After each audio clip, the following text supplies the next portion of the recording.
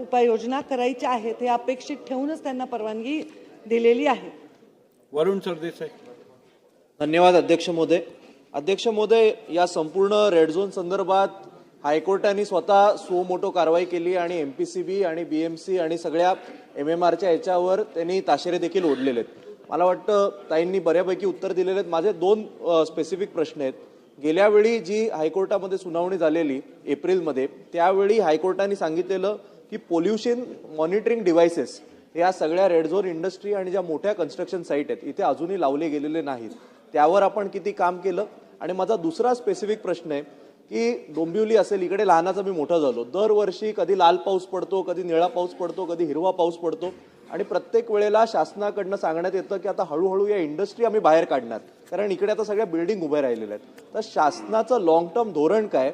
MMR रिजनमध्ये जिथे जिथे या रेड झोन इंडस्ट्री आहेत आणि जिथे आता जवळ बिल्डिंग्स उभ्या राहिलेल्या आहेत, तर आपण एमआयडीसी बाहेर काढणार आहोत की या रेड झोन इंडस्ट्री पूर्णपणे बंद करणार की इतर काय धोरण आहे? नक्की लॉंग टर्म आपलं धोरण काय?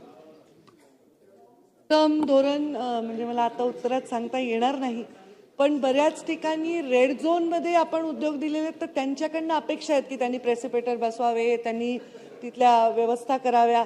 परंतु आता नागरिकीकरण एवढं वाढतंय की ते अक्षरशः म्हणजे वस्त्या पण वाढत वाढत त्या झोनपर्यंत चाललेल्या आहेत. हे दुसऱ्याही पद्धतीने आपण बघायची गरज आहे.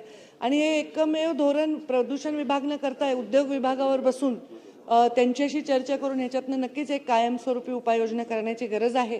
आणि त्यावेळी काही लोकांकडून नक्की आम्ही सूचना मागू. लोकप्रतिनिधी जे ग्रसित आहे या सगळ्या उद्योगाच्या मतदारसंघ आहेत त्यांच्याही सूचना मागू. याला लॉंग टर्म धोरण ठरवायची गरज आहे, पण आत्ता ते धोरण मी काही शब्दात मांडू शकेन अशी परिस्थिती नाही. ते जेव्हा तयार होईल तेव्हा सभागृहाला अवगत करून देते. बोला मनीषाताई, बोला. सांगितल्याप्रमाणे डिव्हाइस बसवण्याच्या संदर्भामध्ये ती आकडेवारी आत्ता माझ्याकडे उपलब्ध नाही, कारण प्रश्नाच्या स्कोपच्या बाहेर आहे. पण जास्तीत जास्त ठिकाणी हे डिव्हाइस बसवून त्याचं ऑनलाईन मॉनिटरिंग आम्ही करत आहोत. आकडेवारी आत्ता माझ्याकडे. अध्यक्ष महोदय, खास करून रेड झोन मध्ये इलेक्ट्रोप्लेटिंग